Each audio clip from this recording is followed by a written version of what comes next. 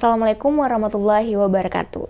Halo teman-teman, gimana puasanya hari ini? Semoga tetap semangat ya, karena perjalanan kita menuju hari kemenangan masih panjang. By the way, teman-teman tahu nggak apa yang bikin puasa kita bisa jadi lebih produktif? Meskipun lagi puasa, jangan sampai kita jadiin puasa sebagai alasan buat males-malesan dan nggak produktif. Padahal di momen ini kita bisa maksimalin diri supaya jadi lebih baik. Nggak cuma dalam hal ibadah, tapi juga dalam hal pengembangan diri. Dan untuk bisa jadi level up sesuai dengan yang kamu mau, pastinya akan ada usaha yang perlu kamu lakukan. Termasuk dengan tetap produktif di saat puasa. Nah teman-teman, di momen bulan puasa ini ada beberapa hal yang bisa kamu lakuin supaya bisa jadi tetap produktif saat puasa. Pertama, jangan ngelewatin sahur. Banyak orang ngelewatin sahur cuma gara-gara males bangun atau masih ngantuk karena habis tadarusan. Padahal waktu sahur cuma butuh waktu beberapa menit aja. Biar pas puasa nggak lemes, kamu bisa makan sahur dengan makanan yang tinggi gizi dan juga tinggi akan serat dan vitamin. Yang kedua, tidur yang berkualitas. Jangan jadiin puasa sebagai alasan buat kamu nggak ngapa-ngapain. Padahal, selain tidur seharian, ada banyak hal yang bisa kamu lakuin selama puasa. Seperti baca buku, tadarusan, iktikaf, dan masih banyak lagi. Yang ketiga, perbanyak minum air putih. Puasa seharian bakalan bikin tubuh kamu kekurangan air. Kalau kadar cairan dalam tubuh kamu berkurang, pantas saja kalau nantinya kamu malah makin lemas. Jadi pastiin kamu minum banyak air putih selama sahur dan buka puasa. Biar kamu nggak lemas, karena kalau kamu lemas, kamu makin males buat ngapa-ngapain. Yang keempat, tetap aktif bergerak. Dalam artian, kamu harus pastiin tubuh kamu bisa berolahraga. Nggak harus angkat beban atau lari sprint yang sampai bikin kamu keringetan. Karena itu jelas bakal bikin kamu kehilangan energi. Kamu cukup ngelakuin hal-hal yang sederhana. Contohnya jalan santai waktu pagi atau jalan santai waktu sore menjelang berbuka puasa. Atau kamu bisa bantu pekerjaan rumah dan orang tua kamu, kayak nyuci piring, nyapu, ngepel, dan lain-lain.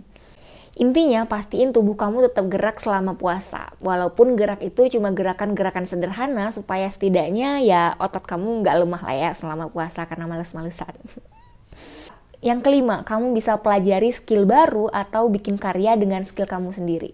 Contohnya, kamu mungkin pengen belajar digital marketing, ikut webinar, ikut seminar, atau ikut kegiatan-kegiatan kayak organisasi. Atau malah kamu udah punya skill sendiri yang kamu udah punya selama bulan Ramadan. Kamu bisa aja membuat karya dengan skill yang kamu punya selama bulan Ramadan. Ngomong-ngomong soal karya, ini adalah kisah dari Arthur Frey yang tahun 1974 menemukan sebuah ide untuk membuat produk yang sekarang kita kenal dengan nama sticky notes atau kadang disebut juga post-it. Waktu itu Arthur nggak sengaja nemuin sebuah catatan kecil dengan lem yang kurang menempel. Arthur kemudian ngejadiin catatan kecil itu sebagai pembatas waktu dia latihan paduan suara di lingkungan rumahnya. Catatan ini dibikin sama Silver Spencer, seorang ilmuwan dari perusahaan 3M yang stres karena ngerasa jadi ilmuwan yang gagal. Silver Spencer ngerasa temuannya sama sekali nggak berguna. Awalnya Silver Spencer sama timnya bikin lem super kuat untuk konstruksi pesawat.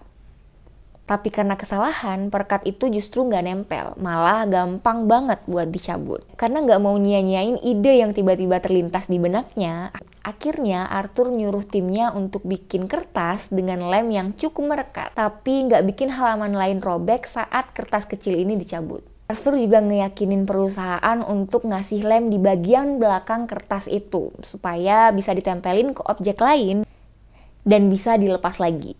Setelah diproduksi, tahun 1977 notes ini mulai dipasarkan, tapi ternyata nggak laku karena dianggap kurang menarik.